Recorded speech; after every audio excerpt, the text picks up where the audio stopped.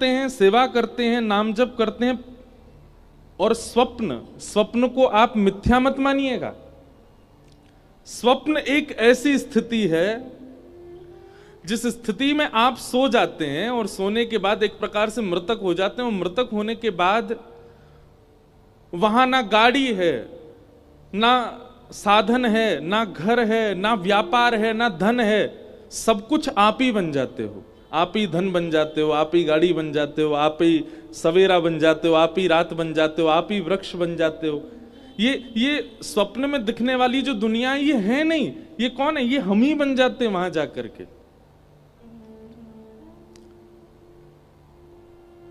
हमारे साधुओं ने, संतों ने, ऋषियों ने इस बात को प्रमाणित किया कि व्यक्ति के हृदय की वास्तविक स्थिति उसके स्वप्न में दिखाई देती है।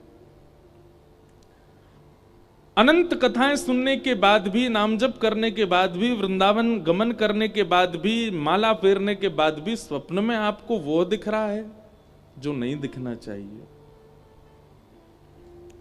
वह दिख रहा है जिससे आप भयभीत हो रहे हो। या सीधी बात, ना भय की कोई वस्तु दिख रही है, ना ऐसी कोई वस्तु जो नहीं दिखनी, बस संसार दिख रहा है, तो भी आप अपने हृदय का आकलन लगा सकते हो कि यहां है मेरी स्थिति।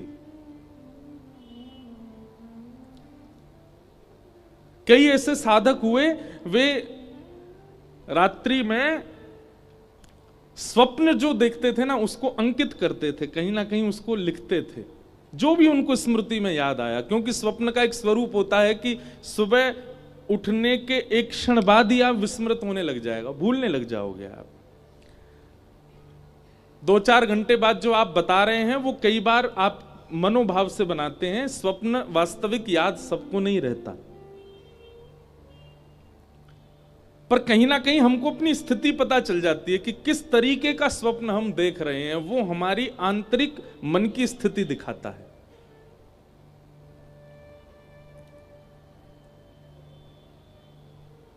दुष्स्वप्न आना, बुरे स्वप्न आना, गलत वस्तुओं का बार बार दिखना, भय की चीजों का दिखना, ये एक प्रकार से ये दर्शाता है कि हमारा भजन अभी मन से नहीं बना है, हमारी कथा अभी मन से नहीं बनी है, हम वृंदावन अभी मन से नहीं गए। हमने अपने ऋषियों को, गुरुओं को, साधुओं को, महापुरुषों को मन से प्रणाम नहीं किया है। 2 स्थिति बनेंगी यदि मन से होगा तो, या तो स्वप्न में कुछ दिखेगा ही नहीं, सोओगे तो ठीक सीधे सुबह ही उठोगे, और या फिर दूसरी स्थिति बनेगी कि स्वप्न जब भी देखोगे तो उसमें कोई निकुंज की लीला ही दिखेगी, निकुंज के भाव ही दिखेंगे।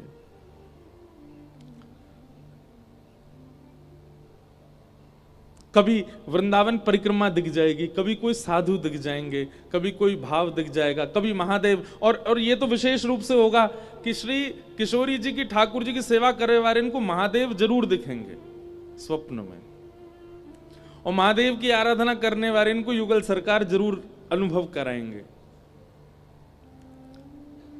श्री हनुमान जी का नित्य चिंतन करने वालों को श्री राम स्वरूप का दर्शन हो सकता है, मतलब विपरीत प्रेम का आभास होता है चित्त में। पर हमें क्या दिखते हैं? हमें सांप दिख रहे हैं, कोई को ब्याह दिख रहा है, कोई मरो भयो दिख रहा है, अपनों ही ब्याह दिख रहा है, कभी खाते हुए दिख रहे हैं, कभी रोते हुए दिख रहे हैं, कभी भागते हुए दिख रहे हैं। मन की स्थिति आपका स्वप्न बताता है कि आप किस स्थिति में हो, किस स्तर पर आ चुके हो। स्वप्न को मिथ्या मत मानिएगा। उसके लिए क्या करें? तो एक तो वैदिक नियम है जो कि श्रीमद् भागवत ने आज्ञा की है, गजेंद्र मोक्ष का पाठ किया करो।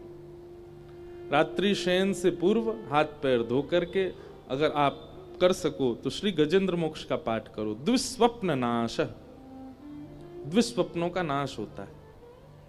और या फिर सोने से पहले कथा की कोई लीला, ठाकुर जी की कोई लीला, ठाकुर जी का कोई भाव, उसका दर्शन करो, उसका चिंतन करो और फिर शयन में जाओ।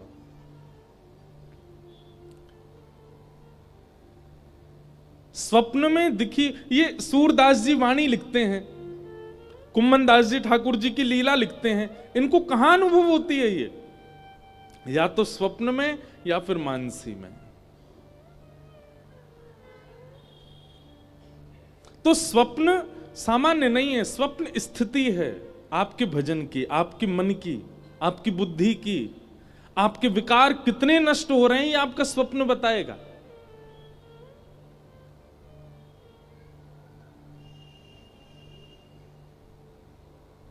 और ये सप्ताह कथा का क्रम, वह स्वप्न आवे जिससे प्रिया प्रियतम का वह अनुभव आभास हो। हमारे वृंदावन की लीला है, श्री बिहारिन देव जी बिहारी जी की सेवा कर रहे हैं, और बिहारी जी की सेवा करते करते बिहारी जी से बस एक ही प्रार्थना करते हैं, कब मिलेगो मोए वो निज वृंदावन। जिस निज वृंदावन में स्वामी श्री हरदास जी विहार कर रहे हैं, जिस निज वृंदावन में सब आचार्य हैं, जिस निज वृंदावन में आप मूर्तिमंत होकर के नहीं चलते फिरते दिखाई देते हो, वो निज वृंदावन कब प्राप्त होगा। और बस बिहारी जी की सेवा करते नित्य यही भाव रखते, कब मिलेगो मोए वो निज वृंदावन। एक दिन यमुना जी के तट पर बिहारी जी का अभी मंगला नहीं हुई है, बिहारी जी का अभी उत्थापन नहीं हुआ, उससे पूर्व स्वयं स्नान के लिए यमुना जी गए। अब देखो कहां कब अनुभूति हो जाए ये भी हम कह नहीं सकते।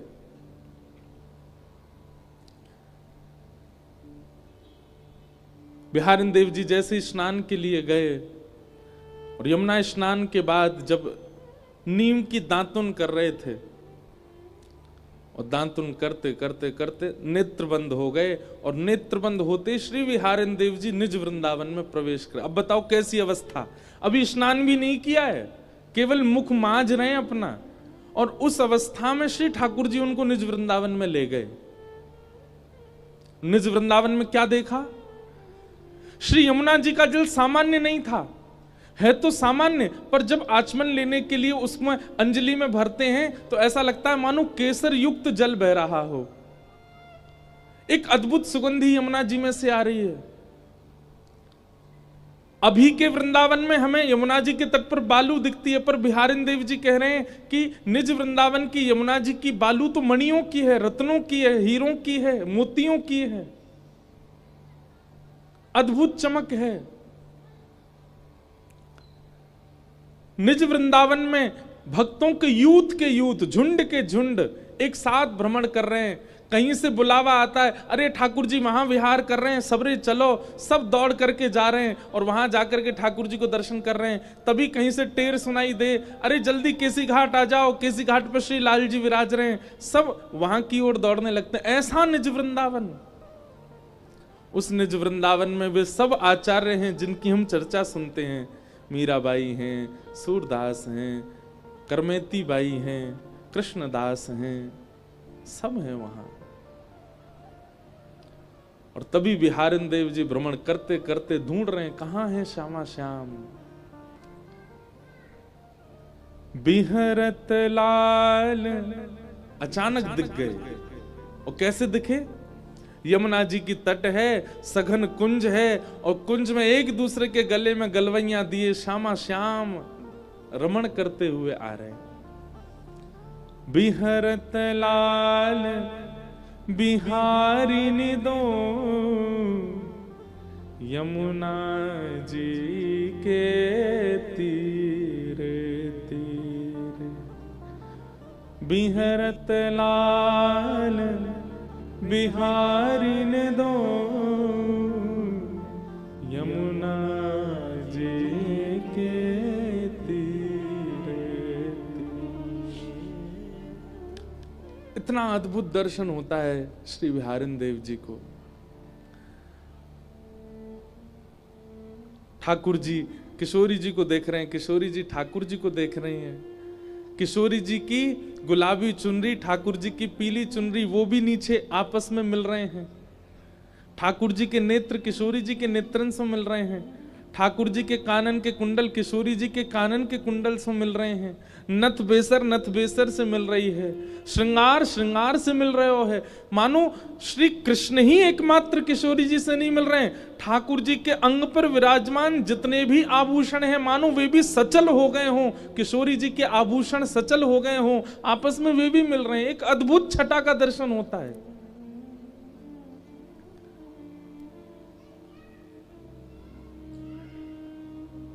बिहारिन देव जी दर्शन कर रहे हैं और अवस्था क्या है, दातुन कर रहे हैं, और दातुन करते करते निज वृंदावन का दर्शन। तभी जोर की ध्वनि आई, श्री हरदास, अरे श्री हरदास। तभी बिहारिन देव जी के नेत्र खुले और नेत्र खोल करके देखा तो वहां तो वो वापस उसी वृंदावन में आ गए और वहां तो सब वैष्णव जन चारों ओर से घेर के खड़े हैं। और बिहारिन देव जी कह रहे हैं, का भयो भैया तुमने मुझको काय को ध्यान से उठाए दियो। बोले बिहारिन देव जी आप किस अवस्था में चले गए थे? तब बिहारिन देव जी बताने लगे, मैं इस अवस्था में चला गया, पर आप लोग इतने चिंतित क्यों हैं? तो किसी ने कहा, बोले आपको 3 दिन हो गए यहीं बैठे बैठे और 3 दिन से दांत माज रहे हो, मसूड़ों से रक्त निकल रहा है आपके, और इतना ही नहीं 3 दिन से बिहारी जी शयन अवस्था में ही हैं, आप यहां बैठे हैं, सेवा ही नहीं हुई वहां ठाकुर जी की।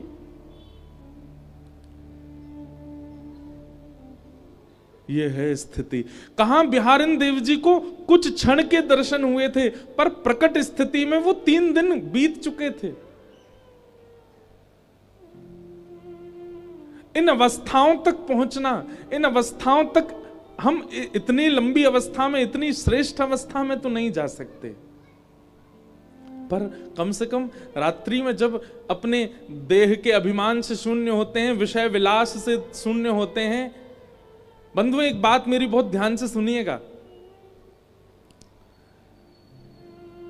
साधक अगर अपनी निद्रा को पवित्र कर लेना,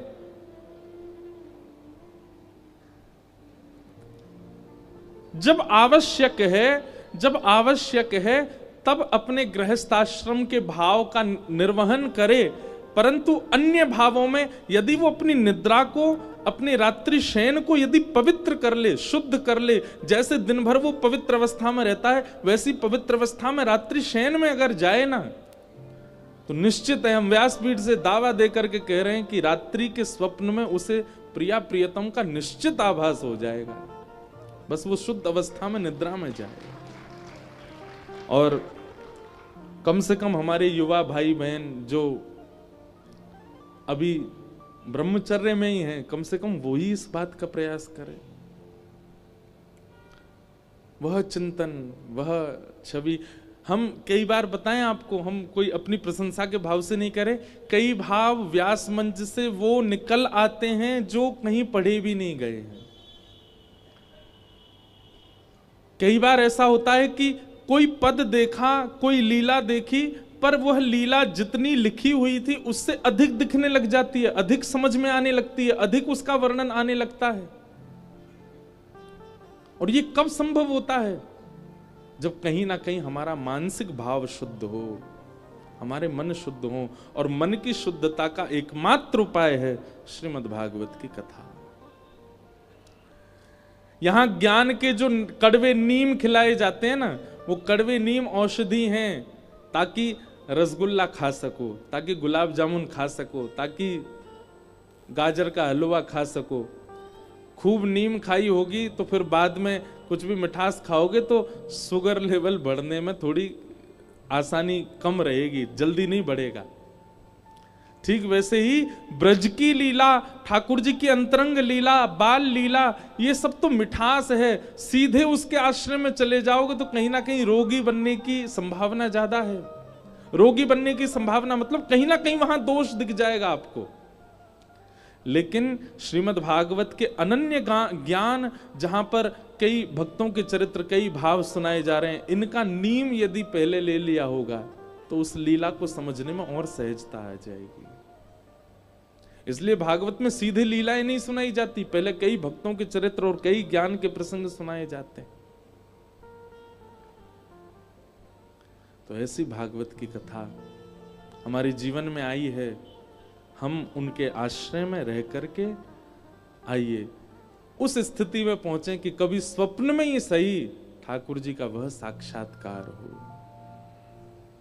कल हम लोगों ने महात्म्य सुना, आज से प्रथम स्कंद में प्रवेश करते हैं। श्रीमद् भागवत का प्रथम श्लोक।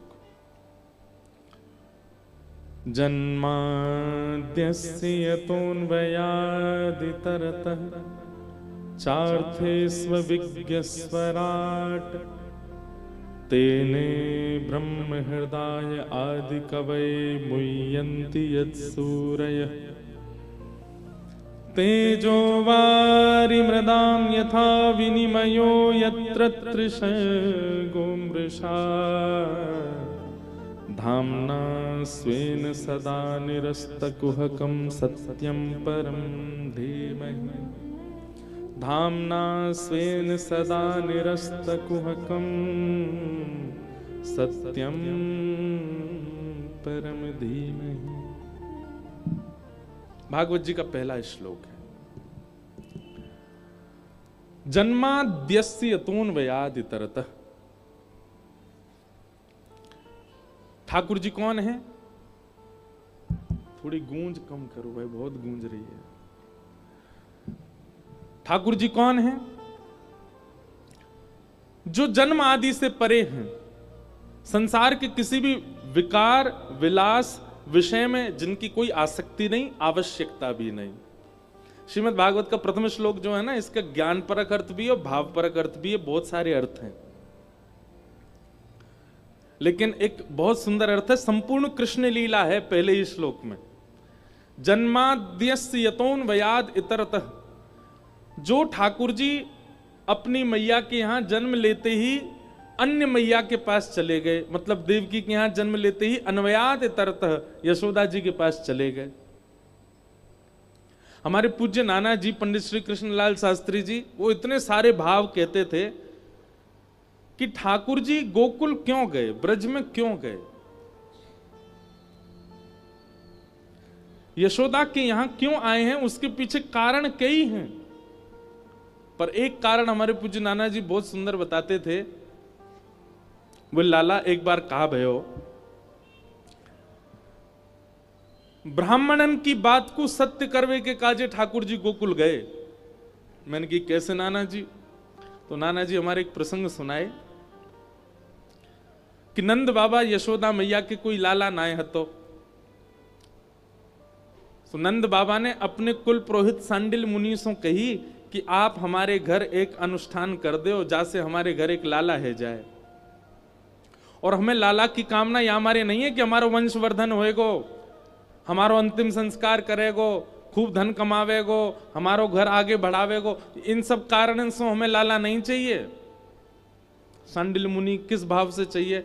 बोले संतन की सेवा करवे वारो, गैयान की रक्षा करवे वारो, ब्रजवासीन को लाड़ लड़ावे वारो, इन सबन को सेवक एक चाहिए हमको, ऐसी कृपा करो।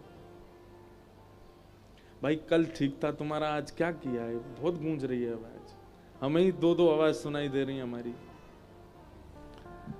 कोई नहीं, आप कथा सुनो।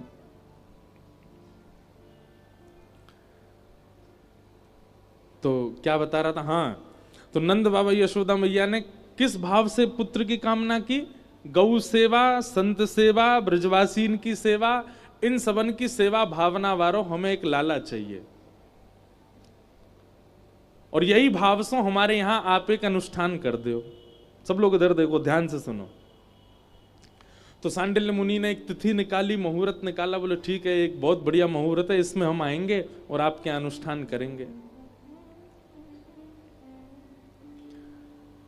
सांडिल्य मुनि तो कहीं किसी कार्य में व्यस्त हो गए, कहीं कोई बड़ा अनुष्ठान था तो नहीं जा पाए। उन्होंने अपने भांजे को भेजा, बोले आप जाओ और नंद बाबा के यहां अनुष्ठान करके आओ।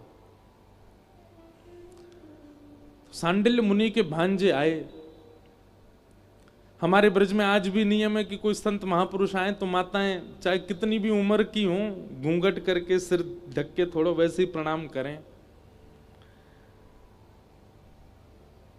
तो जैसे ही सांडिल्य मुनि के भांजे घर पर पधारे तो यशोदा मैया ने घूंघट करके आई। अच्छा, यशोदा मैया की आयु 80 बरस की, पर मैया सुंदर बहुत हैं। यशोदा मैया का सौंदर्य भागवत में वर्णन किया गया है, बहुत सुंदर है यशोदा मैया। कोई विशाल रूप नहीं है मैया का, मैया बड़ी सरल सहज और बड़ी बड़ी बड़ी सुंदर हैं। ठाकुर जी की मैया हैं। तो यशोदा मैया जैसे ही सांडिल्य मुनि के भांजे आए, सब आचार्यगण आए, तो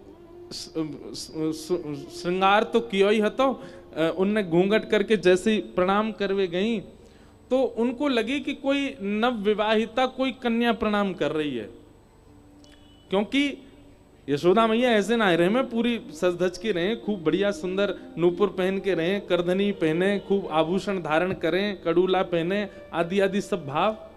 तो उनको देख करके कहीं ऐसा भाव आया कोई नवेली बहू तो नहीं है। ब्राह्मण तो सबको आशीर्वाद देते हैं। जैसे यशोदा मैया ने प्रणाम करी तो सब आचार्य ब्राह्मणों ने सोचा कोई नवीन बहू है, तो सबने चर सौभाग्यवती रहो और आपको पुत्र रत्न की प्राप्ति हो, हमारो ऐसा आशीर्वाद। हमारे पूज्य नाना जी कहते, बोले वही दिना ठाकुर जी ने मन बना लियो कि ब्राह्मण ने आशीर्वाद दियो, अब ब्रह्म वाक्यम जनार्दनम, इनकी वाणी सत्य करवे मुझे जानो ही पड़ेगो। जन्म भले ही देवकी के यहां लिया ठाकुर जी ने। ठाकुर जी ब्रज लीला करना चाहते तो और भी तरीके हो सकते थे, देवकी के संग रह के भी कर सकते थे। यशोदा जी के पास क्यों गए? क्योंकि यशोदा जी को ब्राह्मणों का आशीर्वाद था। और फिर हमारे नाना जी एक कथा सुनाते कि सब ब्राह्मण अनुष्ठान के लिए यमुना तट पे पहुंचे और नंद बाबा ने खूब जोरदार महाराज व्यवस्था करी ब्राह्मणन के काजे। बैठवे की उत्तम व्यवस्था, सोवे की उत्तम व्यवस्था, आसन चौकी बहुत सुंदर सब व्यवस्था करी। और एक हलवाई, मथुरा को सबसे बढ़िया हलवाई लगा दियो कि चकाचक बना के पवाओ सब ब्राह्मणन को। रात्रि में सोए सब ब्राह्मण, जैसे ही सुबह उठे यमुना स्नान करके संध्या वंदन करके सब ब्राह्मण बोले, हाँ भैया सब लोग बाल भोग पा लो, और बाल भोग पावे के बाद अनुष्ठान में बैठेंगे। बाल भोगी इतनो सुंदर बनो, बेड़ई, आलू की सब्जी, जलेबी और जाने कहा का बहुत सारी सामग्री बनी। देसी घी में बिल्कुल बढ़िया धोरी गैया को दूध, ठाकुर जी की गौशाला की गैयान के दूध में से भी सुगंधी आवे, ऐसी गैया, उनके दूध से बने हुए घी से बढ़िया सुंदर सामग्री बनी। सब ब्राह्मणन ने महाराज इतनो पायो जैसे भोजन पा रहे हो, इतनो पायो, चकाचक पेट भर गयो। सब ब्राह्मण जैसे अनुष्ठान में बैठे तो सबन को उबासी आने लगी, कोई की आंख भारी रहने लगी, आपस में एक दूसरे को मुख देखने लगे। बोले कहा करें भैया बहुत पा लियो, अब तो नींद आ रही है। तो जो आचार्य ब्राह्मण थे वो बोले एक काम करो, सब सो जाओ, अभी ने आराम कर लियो, दोपहर में उठेंगे, फिर से स्नान करेंगे, फिर अनुष्ठान में बैठेंगे। देखो ऐसे अनुष्ठान खंडित हो जाएगा अगर हम सोए तो। सब ब्राह्मण बोले हाँ जी काम बढ़िया, एक आध घंटा थोड़ा आराम कर लेने, भोजन पच जाएगा, फिर करेंगे अनुष्ठान। सब ब्राह्मण तान दुपट्टा सो गए। थोड़ी देर बाद जब उठे, स्नान ध्यान करके सब तैयार है करके जैसे ही अपने अपने आसन पर बैठे, सोई रसोईया ने आवाज दे दी, बोले राजभोग तैयार है क्यों, सब ब्राह्मण देवता आ जाओ। सब ब्राह्मण बोले भैया अनुष्ठान तो शुरू है, जान दे ये भोजन पहले शुरू है को है। बोले नेक नेक पा लो फिर अनुष्ठान बैठ जाइयो। अब जहां नाश्ता भोजन की तरह बना था तो भोजन कैसा बना होगा। सब ब्राह्मण बोले चलो थोड़ी थोड़ी दो दो रोटी पालें फिर करेंगे। जैसे पहुंचे महाराज, जे बड़ी गिलास भर के तो छाछ और सबन को बढ़िया सुंदर सामग्री, 5 प्रकार की सब्जी, 3 प्रकार के मिष्ठान, 3 प्रकार की पूड़ी, मसालेदार पूड़ी अलग, मीठी पूड़ी अलग और सामान्य साधारण पूड़ी अलग। ब्राह्मणन ने प्रेम सो पायो। पावे के बाद आचार्य जी बोले जल्दी जल्दी सबरे हाथ मुंह धो के आओ, बैठो अनुष्ठान में। सबरे हाथ मुंह धो के जैसे अनुष्ठान में बैठे, जोर जोर की डकार लेने लगे। पेट पे हाथ धर के बोले आचार्य जी नेत्र भारी है रहे हैं, हमसे तो बैठो ही नहीं जा रहा, उबासी आ रही है, छाछ और पी गए ऊपर से, छाछ पीने के बाद नींद आवे, ऐसे तो अनुष्ठान खंडित है जाएगा। नंद बाबा के यहां लाला होना चाहिए। आचार्य जी बोले क्या करें, एक काम करो फिर आराम कर ले रहे, आज शाम को और पूरी रात भर अनुष्ठान करेंगे, आज शाम को कोई प्रसाद नहीं पावेगो भैया, रसोईया तक के तो हल्को हल्को अल्प आहार बनावेगो। ब्राह्मण बोले भैया शाम को खिचड़ी बना दियो बस, और सबरे ब्राह्मण फिर सोवे चले गए, फिर आराम कियो पूरे दिना महाराज चकाचक नेत्र बंद करके। और सब ब्राह्मण जब प्रेम से प्रसाद पामे और सोवे जामे तो सोते सोते सबरे ब्राह्मण एक साथ प्रार्थना करें, हे विधाता जहां नंद बाबा ने ऐसी जोर की व्यवस्था करी है, ऐसा प्रेम लुटाए रहो, ऐसा आनंद करा रहो ब्राह्मणन को, हे विधाता याकू या तो लाला दे दियो और लाला ना देना हो तो तू ही लाला बन के आ जाइयो। सब ब्राह्मण एक साथ ठाकुर जी से प्रार्थना करें। रात्रि को सबरे उठे, स्नान ध्यान करके संध्या वंदन करके बोले हाँ भाई थोड़ी थोड़ी खिचड़ी खा लो, फिर बैठे अनुष्ठान में। और खिचड़ी खावे गए तो वो खिचड़ी भी ऐसी वैसी नहीं बनी, बहुत जोरदार बनी। और खिचड़ी में ही इतने मेवा, बादाम ले, केसर ले, पिस्ता ले, काजू ले, किशमिश ले, और जे देसी घी ऊपर डाल डाल करके जे बढ़िया खिचड़ी। राधा वल्लभ जी में खिचड़ी प्रारंभ होने वाली होगी और है गई होगी, पता नहीं, शीतकाल में होती है, क्या जोरदार। 2 बजे से भट्टी चालू होती है रात्रि में, और मंगला दर्शन होने के बाद खिचड़ी का प्रसाद मिलता। पूरे ब्रह्मांड में ऐसी खिचड़ी नहीं मिलती। हमें तो ऐसा विश्वास है कि श्री राधा वल्लभ जी में जब खिचड़ी भोग बटता है ना, सुबह मंगला में दर्शनार्थी में गौरते गौर करियो, है सके ब्रह्माऊ आते हो, शंकर जी भी आते हो, वह खिचड़ी को पावे, ऐसी कहीं ना मिल सके ऐसी प्रसादी। ब्राह्मणन ने पेट भर के खिचड़ी पाई ली। अब जोरदार खिचड़ी पा करके जैसे अनुष्ठान करवे बैठे, 1-8 घंटा तो अनुष्ठान है गयो, लेकिन वहां के बाद आचार्य जी ने नेत्र खोल के सब ब्राह्मण देखे तो कोई उबासी ले रहो, कोई नींद आ रही, बोले खिचड़ी में ही इतने मेवा है कि वैसे ही आलस से आ गयो।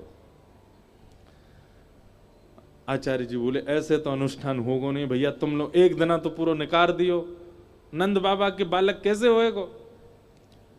सब ब्राह्मण विधाता से प्रार्थना करें, हे विधाता हमारो अनुष्ठान अभी प्रारंभ ही नहीं भयो है, केवल भोजन को अनुष्ठान चल रहा है, लेकिन यहाँ नंद बाबा ने सब ब्राह्मणन को इतना प्रसन्न कर दियो है। नंद बाबा के घर एक सुंदर सो जो ब्राह्मण की सेवा करे, बालकन की सेवा करे, गौवन की सेवा करे, विश्व की सेवा करे, ब्रज को नाम ऊंचो करे, ऐसा बालक दे दिए। हमारे पूज्य नाना जी कहते उन ब्राह्मणों के प्रेम भरे ठाकुर जी की प्रार्थना से श्री ठाकुर जी इतने रीझ गए। जन्मे ब्रज में आए देवकी मैया के यहां, चाहते तो सारी लीला का विस्तार वहीं कर सकते थे, लेकिन ब्राह्मणों की वाणी को सत्य करने के लिए ठाकुर जी यशोदा जी के पास आए, नंद बाबा के पास आए, और 11 वर्ष 56 दिन तक उन्हीं के लाला बन के रहे। केवल ब्राह्मणों की प्रसन्नता। और आज के लोग भूल गए, ब्रह्मदेव प्रसन्न नहीं होंगे कैसे काम बनेगा। जिन ब्राह्मणों के लिए ठाकुर जी ने क्या नहीं किया। अब यहां कोई हमको ये मत समझ लेना कि हम जात पात के पक्ष धरे, नहीं, यहां वो बात नहीं है। भाई हमको एक बात बताइए, सुबह उठ के माता पिता के पैर छूने चाहिए, ये कौन कहता है? शास्त्र कहते हैं, लेकिन हमको किसने बताया? ब्राह्मणों ने बताया। ब्याह में फेरे ऐसे होंगे, ब्याह में इतना दान करना चाहिए, ब्याह में कन्यादान के रिवाज ऐसे होते हैं, कौन बताता है? ब्राह्मण बताते हैं। यज्ञोपवीत संस्कार, नामकरण संस्कार सब कौन बताते हैं? ब्राह्मण बताते हैं। कहां तक कहें, हमारे जाने के बाद हमारे देह तक का संस्कार भी ब्राह्मण करवाते हैं। वो सदा से हमारे गुरु रहे हैं, हमारे पथ प्रदर्शक रहे हैं। अब उनको भी हम लोगों ने केवल कर्मचारी के भांति देख लिया है। कैसे ठाकुर जी प्रसन्न हो जाएंगे? हमारी बात सत्य मानिएगा। हमने कई संतों के चरित्र देखे, कई भक्तों के चरित्र देखे, केवल ब्राह्मणों को प्रसन्न करने के एक जिम्मेवारी ले ले, केवल वैष्णवों को प्रसन्न करने की जिम्मेवारी ले ले, संतों को आनंद कराने की जिम्मेवारी ले, ना करे जप, ना करे तप, ना करे साधन, केवल ये मन में भाव रख ले, मेरे सामने ब्रजवासी आ गए, वैष्णव आ गए, ब्राह्मण आ गए, उनको खूब प्रसन्न रखना है। इसी मात्र से ठाकुर जी प्रसन्न हो जाएंगे। पर निंदा ब्रजवासियों की कर रहे हैं, ब्राह्मणों को बिल्कुल ओछा समझ रहे हैं, किसी संत महापुरुष साधु की कभी सम्मान नहीं करते हैं, और हम चाह रहे हैं कि हमारे भजन बल से ठाकुर जी मिल जाएं, कभी नहीं मिल सकते। गिरधर जब अपनों कर जाने, ठाकुर जी अपनाते हैं, कब जानो, ताको मन भगतन की सेवा, संत चरण रज सदा लुभाने, संतन में मति संतन में गति, हरिजन संगे हरि उर आने, गिरधर जब अपनों कर जाने। तो जन्माद्यस्य यतोन्वयाद इतरतः, भगवान जन्म लेते ही अपनी वास्तविक मैया से नेक दूर चले गए दूसरी मैया के पास। कौन? यशोदा जी। वहां क्या किया? चार थे स्वविज्ञ स्वराट, अविज्ञ हैं, अनविज्ञ नहीं है, सब जानते हैं। रूप बदल के पूतना आई, तृणावर्त आया, जितने राक्षस आए सबको ठाकुर जी पहचान गए। भगवान सब जानते हैं, कौन कितने पानी में, कौन कितने भाव में, कौन कितनी श्रद्धा में, ठाकुर जी को सब पता है। कई बार हमारा आडंबर प्रधान होता है दूसरों को दिखाने के लिए, पर ठाकुर जी जानते हैं कि कौन वास्तविक है, कौन किस भाव में है। राधा वल्लभ जी, बिहारी जी के मंदिर में सबसे पीछे खड़ा हुआ व्यक्ति यदि भाव वाला है तो श्री राधा वल्लभ जी उसी को देख रहे हैं, और सबसे आगे वालों अगर आडंबर में है तो ठाकुर जी की दृष्टि वहां पर ना पड़ रही है। ठाकुर जी सब जानते हैं। इसलिए हम एक बात कहते हैं, आडंबर का स्वभाव संसार में रखो, कहीं भी वैदिक दैविक स्थान में जाओ ना, वहां 2 मिनट के लिए जितनी देर दर्शन कर रहे हो अपने समस्त भावों को विश्राम दो, जैसे हो वैसे बन जाओ। ठाकुर जी के आगे तो वैसे प्रस्तुत हो जाओ जैसे हो। अब वैद्य के पास गए और वैद्य से जाके कहा मेरे सिर में दर्द हो रहा है, डॉक्टर से कहा सिर में दर्द हो रहा है, सिर दर्द की दवाई दे दी लेकिन आप ठीक ही नहीं हो रहे। डॉक्टर ने कहा दवाई तो हमने ठीक दी, तुम ठीक क्यों नहीं हो रहे? कमर में भी दर्द था, घुटने में भी दर्द है, पर हमने बताया नहीं। तो भगवान डॉक्टर कहेंगे फिर कैसे समझूंगा मैं, नहीं बताओगे तो। ठीक वैसे ही ठाकुर जी को जब तक ये प्रस्तुत नहीं करेंगे कि हमारे अंदर अवगुण कितने हैं, ठाकुर जी उनको सगुण बनाएंगे कैसे? हम तो इस बात के पक्षधर हैं कि ठाकुर जी के सन्मुख पहुंच करके अपने समस्त अवगुणों का बखान करो। हम ऐसे हैं, अब देख लो नाथ हम पर क्या कृपा करनी है, हम पर क्या दया करनी है, हम ऐसे हैं। ठाकुर जी अविज्ञ हैं, अनविज्ञ नहीं है। जितने राक्षस आए सबका वध किया। तेने ब्रह्म हृदय आदि कवये मुह्यन्ति यत्सूरयः, ब्रह्मादि देवता इंद्रादि देवताओं को जिन्होंने अपनी बाल लीला से मोहित कर लिया, ये सब देवता ठाकुर जी की उन लीला छटाओं पर मोहित हो गए। तेने ब्रह्म हृदय आदि कवये मुह्यन्ति यत्सूरयः, तेजो वारि मृदाम यथा विनिमयो यत्र त्रिशर्गो मृषा, धाम्ना स्वेन सदा निरस्तकुहकं सत्यं परम धीमहि। पृथ्वी, जल, अग्नि, वायु, आकाश 5 तत्व हैं। भगवान ने इन 5 को पवित्र किया। अगर आप हमसे पूछें कि श्री कृष्ण कौन हैं, तो एक शब्द में अगर कहें तो पर्यावरण मित्र। ठाकुर जी पर्यावरण से बहुत प्रेम करते हैं और मानव बिल्कुल उल्टा ही है। कभी भी सुन लो ठाकुर जी कहां मिलेंगे? सघन कुंज में मिलेंगे। ठाकुर जी कहां मिलेंगे? पर्वत के पास मिलेंगे। ठाकुर जी कहां मिलेंगे? वृक्ष के ऊपर मिलेंगे। ठाकुर जी कहां मिलेंगे? यमुना जी के तट पे मिलेंगे। ठाकुर जी कहां मिलेंगे? बोले रज में लोटे भय मिलेंगे। ये सब क्या हैं?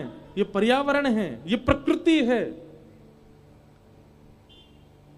ये बात भी याद रखिए, प्रकृति के प्रति जिसके चित्त में कोई भावना नहीं है, उससे भी ठाकुर जी बहुत दूर हैं।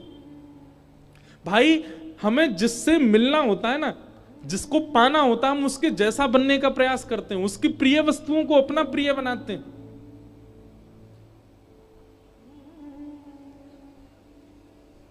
कोई कन्या प्रिय लग जाए किसी बालक को, वो लग जाता है, बस इसको क्या अच्छा लगता है वो मैं करूं।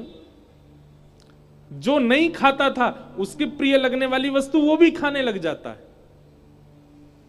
और हमसे लोग आकर के ये प्रश्न करते हैं, महाराज जी जब प्याज की बनी वस्तु खाएं तो कंठी उतार के खा सकते हैं ना? इतना त्याग नहीं कर पा रहे ठाकुर जी के लिए, इतनी सी लूली बाई को नहीं संभाल पा रहे अपनी को। ये लूली बाई है कौन? जीव, एक भी हड्डी नहीं है इसमें, लेकिन आपकी सारी हड्डियां तोड़वाने की सामर्थ्य है इसमें। एक शब्द ऐसा बोल देगी सारी हड्डी टूट जाएंगी। तो पर ये जितनी घातक है उतनी ही काम वाली भी है। अगर इसको किसी ने संभाल लिया, श्रीमद् भागवत कहती हैं जितम सर्वम जिते रसे, वो पूरे विश्व को जीत लेगा जो अपनी रसना को जीत ले, जो अपनी जीव को जीत ले। अब जीव को जीतने का मतलब केवल रसों को जीतना ही नहीं होता, केवल उसके चटोरेपन को जीतना ही नहीं होता, उस जिह्वा को भगवद आश्रय कराना भी एक प्रकार से जिह्वा को जीतना है। तो हमें जिसको प्राप्त करना है, उसको जो प्रिय है, वो सब चीजें अपनी प्रिय बनाना प्रारंभ करना पड़ता है। ये प्रेम का स्वरूप है। ठाकुर जी को क्या प्रिय है? कुंज प्रिय है। ठाकुर जी को क्या प्रिय? विहार प्रिय है। ठाकुर जी को क्या प्रिय? नदियां प्रिय हैं, यमुना जी प्रिय। ठाकुर जी को क्या प्रिय? पर्वत प्रिय हैं। ठाकुर जी को वृक्ष वल्लरी प्रिय हैं। और क्षमा करना, हम कान पकड़ के कहें आज वृंदावन में सब नष्ट कर दिया, कुछ नहीं बचा। कभी कभी तो हमें लगता है कि ब्रज से थोड़ी दूरी पर जो वन क्षेत्र है ना, ब्रज का, वृंदावन से थोड़ी दूर, वहां होंगे ठाकुर जी। वृंदावन में तुमने कुछ छोड़ा ही नहीं है, सब खत्म कर दिया। ठाकुर जी की इच्छा होती होगी कुंज में भ्रमण, जिन कुंजों में, निकुंजों में और यमुना तट पे जाने के लिए ठाकुर जी यशोदा मैया से लड़ते हैं कि मुझे जानो है मैया, मुझे जान दे, वो आज कहां है?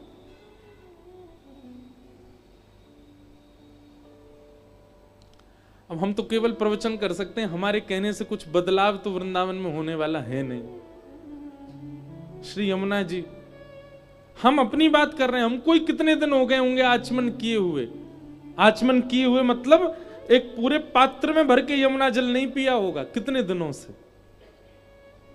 अभी स्नान पूर्णिमा थी ना इस वर्ष की, तो मैं उत्तराखंड के एक स्थान है कटा पत्थर, श्री यमुना जी पृथ्वी पर सबसे पहले वहीं आती हैं हिमालय से होती हुई, वहां से जल लेकर के गया श्री गिरधर लाल जी के अभिषेक के लिए। और कहीं वही वृंदावन में, जिस वृंदावन में ठाकुर जी यमुना में स्नान करते हैं, यमुना में आनंद करते हैं। पूरी दुनिया सबके लिए लड़ रही है, पर हम वैष्णव तिलकधारी कंठीधारी, हम कम से कम वृंदावन के काजे कछु कर लें। रज माथे से लगा करके श्री राधा गा करके किशोरी जी प्रसन्न तो हो जाएंगी, पर मिलेंगी तभी जब ब्रज के लिए कुछ करें, ब्रज भाव के लिए कुछ करें। तो श्री कृष्ण कौन है? पर्यावरण मित्र।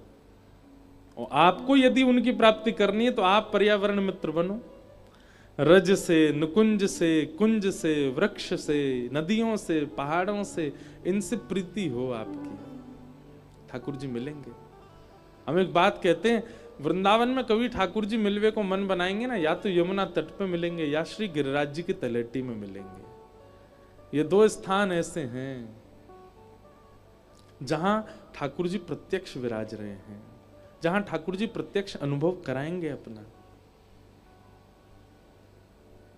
बन के जोगन डोलत ब्रज में पीवत यमुना जल को, मेरो मन वृंदावन में अटको, मेरो मन हरि चरणन में अटको। अब जोगन तो बन जाते हैं लोग, पर यमुना जल कोई नहीं पीता, पीवे लायक बचो ही नहीं है। इसलिए भैया ठाकुर जी से यदि प्रीति है, प्राप्ति करने को यदि साधन मन में ठान चुके हो, तो कछु ब्रज के इन पृथ्वी जल अग्नि वायु आकाश के लिए भी कुछ करें, कुछ कदम उठाएं, कुछ भाव रखें, तभी ठाकुर जी मिलेंगे।